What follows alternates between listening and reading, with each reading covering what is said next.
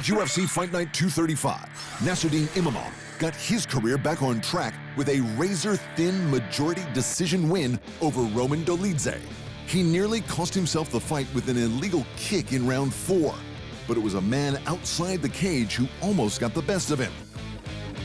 Imavov came agonizingly close to finishing Dolidze in the first, but it was when Imavov landed a boot to Roman's face that things really kicked off.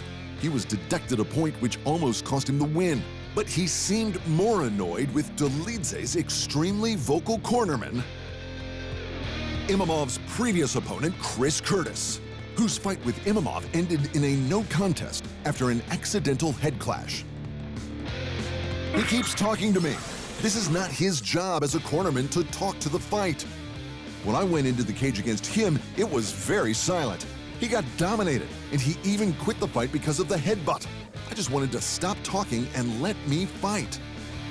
A rematch for Nassourdine with the 36-year-old action man Curtis is an obvious move to make, especially with them both being 1-1-1 in their last 3 fights. But Imavov isn't interested.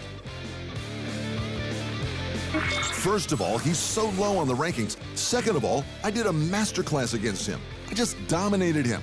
He couldn't do anything in the cage. But if he really wants to keep talking, I can go to his place, his gym, and we can do a real tough sparring session.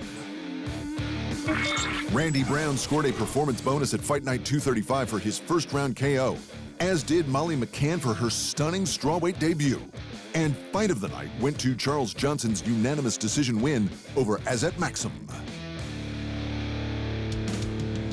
In other UFC news, former double champ Daniel Cormier has weighed in on the UFC's rumored new junior welterweight division. More to the point, he has a plan to crown a new champion. On his YouTube show, Funky and the Champ, Cormier told his co-host Ben Askren that he believes a bout for the vacant belt has to involve fellow former double champ Conor McGregor, and with good reason. You're introducing a new weight class. It has to mean something. You can't have 2 normal fighters introducing the weight, said Cormier. Look, it didn't work at 145 when they did it for the women. DC is of course referring to when the UFC introduced the now scrapped women's featherweight division, with a title fight between Germaine de Randamie and the former bantamweight champ, Holly Holm. While de Randamie won the belt, it wasn't taken seriously until Chris Cyborg entered the UFC and won it. But even then, it was really the women's GOAT, Amanda Nunes, who legitimized the division, and then retired it when she retired.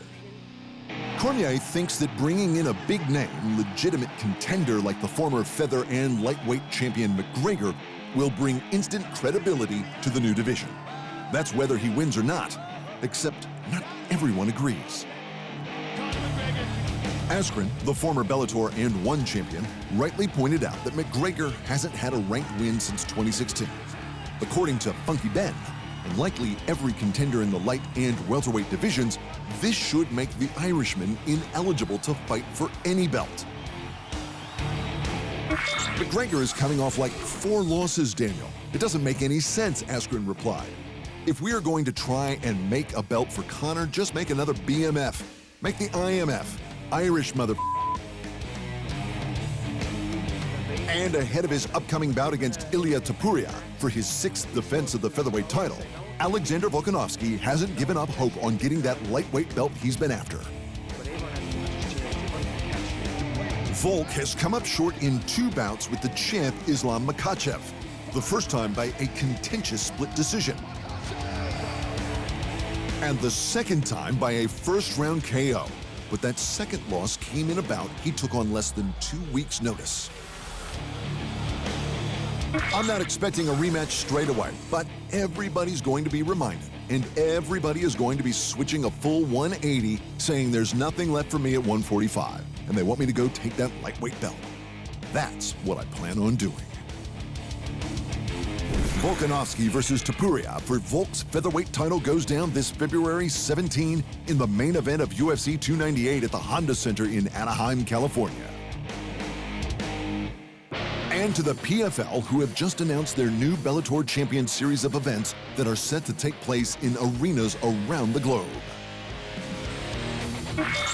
The Bellator Champions Series will feature reigning Bellator champion fighters defending their titles against the best fighters in the world from the star-studded Bellator roster, said PFL CEO Peter Murray in the announcement.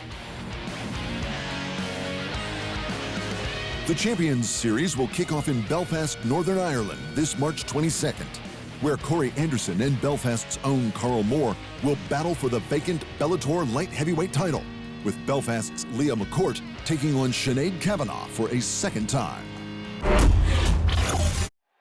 Thanks for watching, and remember, if you want more fight sports in your life, just hit the subscribe button.